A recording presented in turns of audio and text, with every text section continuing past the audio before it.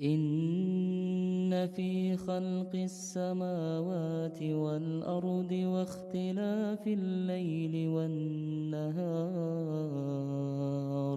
لآيات لأولي الألباب الذين يذكرون الله وقعودا قياما وقعودا وعلى جنوبهم ويتفكرون في خلق السماوات والأرض ربنا ما خلقت هذا باطلا سبحانك فقنا عذاب النار. Assalamualaikum warahmatullahi wabarakatuh. Insya Allah pada kesempatan kali ini saya akan mereview sebuah buku yang berjudul Sains dan Teknologi Islam. Nah, ini merupakan bukunya, sampul depannya. Nah, buku ini merupakan buku hasil karya dari penulis Dr. Ahmad Alim, MA. Ini buku ini diterbitkan oleh penerbit PT Remaja Rusda Karya. Ini buku merupakan buku cetakan pertama yang diterbitkan pada tahun 2014. Nah, insya Allah saya akan mereview buku ini. Jadi buku ini merupakan buku yang membahas bagaimana sih Islam memandang sains dan teknologi, Islam memandang ilmu.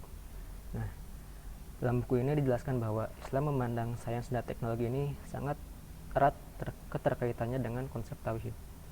Itu bahwa dalam Al-Quran dijelaskan bahwa orang-orang yang berilmu lebih tinggi tingkatnya di sisi Allah daripada orang-orang yang tidak berilmu. Itu.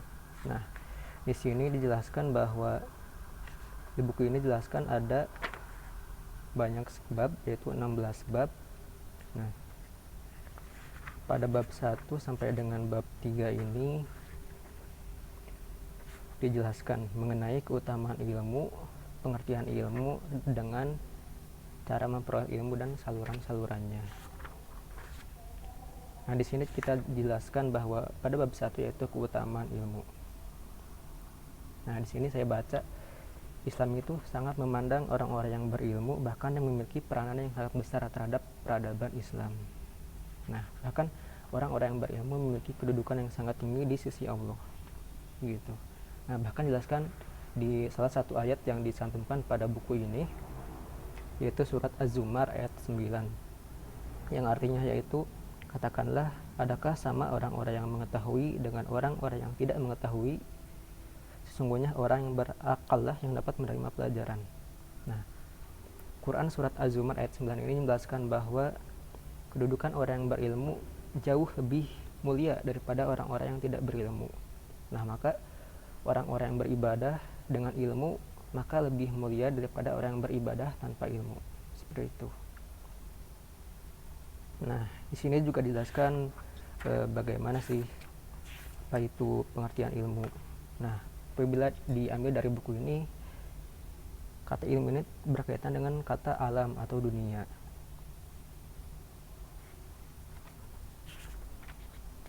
Nah, di buku ini dijelaskan bahwa ilmu secara perspektif barat atau dalam pengertian barat itu memiliki pengertian, yaitu yang pertama, informasi dan kecakapan yang diperoleh melalui pengalaman atau pendidikan. Kemudian yang kedua, keseluruhan dari apa yang diketahui. Yang ketiga, kesadaran atau kebiasaan yang didapat melalui pengalaman akan suatu fakta atau keadaan. Nah, di sini pengertian ilmu secara perspektif barat ini disebut lemah oleh Dr. Syamsuddin Arif. Ini karena kenapa? Yang pertama itu ilmu bukan hanya sekedar informasi, karena informasi dapat mencakup informasi yang benar ataupun informasi yang salah, seperti itu. Kemudian yang kedua, definisi kedua yang diberikan di atas itu bahwa ilmu adalah keseluruhan dari apa yang diketahui. Ini menurut Dr. Syamsuddin Arif ini patut dipertanyakan. Karena apa?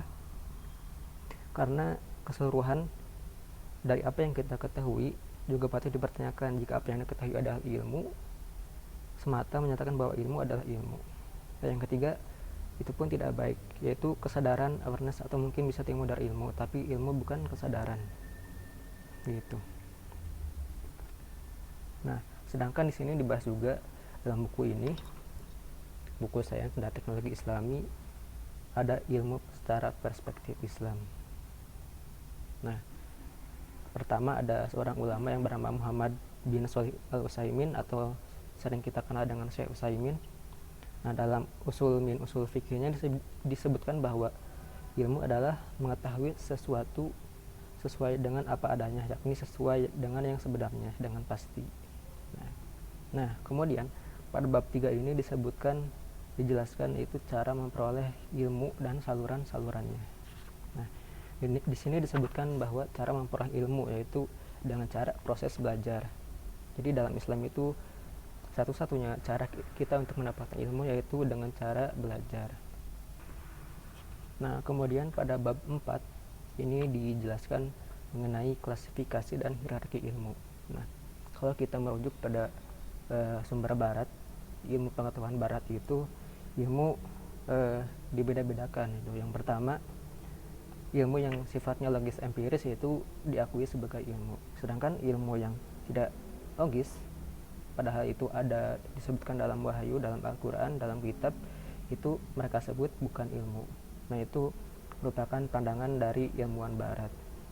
Nah, itu. Nah, sedangkan dalam Islam ini bertentangan dengan para pandangan ilmuwan barat. Nah, dalam Islam ini tidak mengenal dikotomi ilmu. Nah, dalam Islam ini ilmu-ilmu yang bersifat logis atau empiris namun tidak sesuai atau tidak terdapat pada wahyu Al-Quran atau hadis atau dalam ijtihad ulama itu bisa tidak dikatakan sebagai ilmu. Sedangkan semua yang bersifat wahyu yang berasal dari Al-Quran, hadis ataupun ijtihad ulama ini disebut sebagai ilmu. Itu sebagai klasifikasi ilmu kalau dilihat dari pandangan Islam.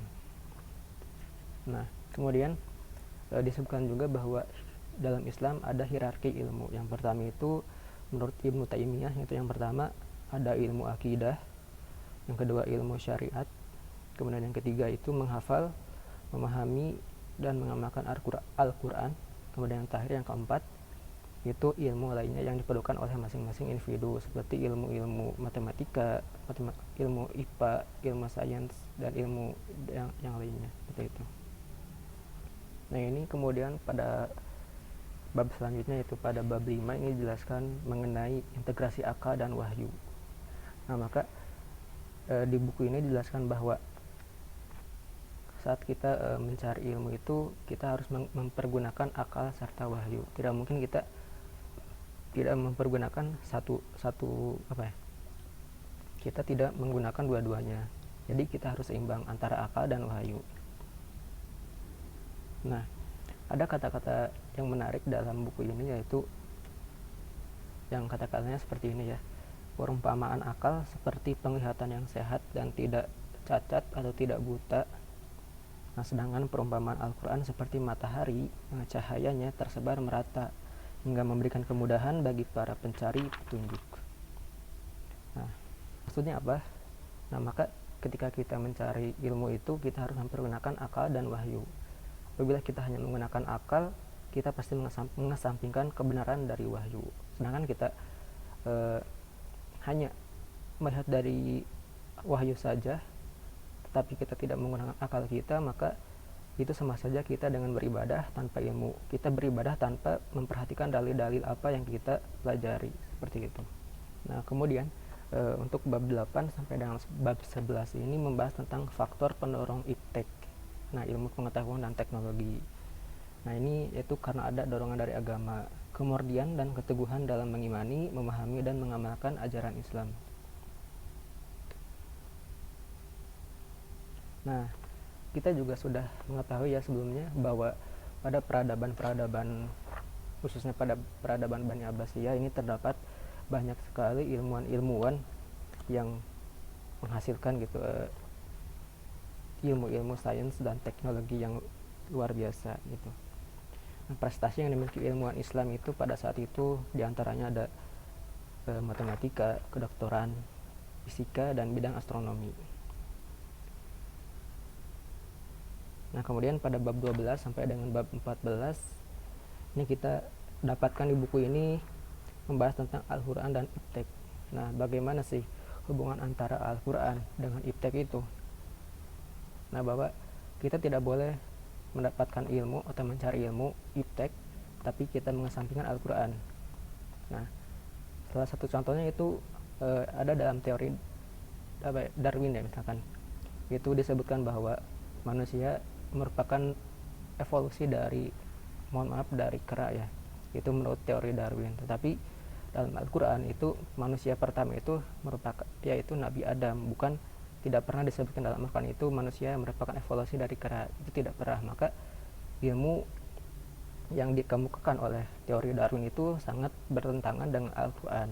Nah, itulah akibatnya apabila kita menimba ilmu, mencari ilmu tanpa memperhatikan dalil-dalil dalam Al-Quran atau hadis atau perkataan Rasul. Nah, itulah sebabnya maka dalam zaman ini banyak sekali ilmuwan-ilmuwan barat, bahkan ilmuwan-ilmuwan muslim yang dalam penelitiannya atau mendapatkan ilmunya itu mengesampingkan dalil-dalil Al-Quran gitu. Maka mereka banyak yang menyebutkan bahwa sains dan ilmu itu, sains dan teknologi itu bebas nilai, tidak terikat sama sekali dengan agama, dengan Islam. Nah, itu merupakan pandangan salah dari para ilmuwan-ilmuwan barat atau ilmuwan-ilmuwan yang Islam namun tidak memperhatikan itu dalil-dalil dari Al-Qur'annya itu benar atau tidak gitu. Dalam buku ini setelah saya baca, ini bukunya sangat menarik. Buku-buku ini diantara kelebihannya itu bahasa yang dibahas oleh penulis ini sangat lengkap, meskipun halamannya itu tidak terlalu banyak, yaitu hanya 138 halaman, tapi sangat dijelaskan secara detail oleh penulis Dr. Ahmad Alim ini.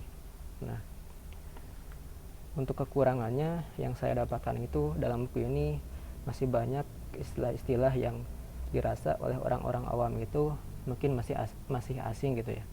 Mungkin saran untuk buku ini, penulis buku ini yaitu Sains dan Teknologi Islami itu mungkin bisa ditambahkan seperti glosarium atau ya, jadi menjelaskan istilah-istilah yang belum populer di kalangan orang-orang awam seperti itu mungkin.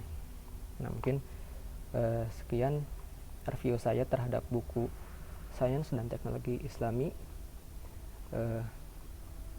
Semoga informasi yang saya berikan ini bermanfaat. Assalamualaikum warahmatullahi wabarakatuh.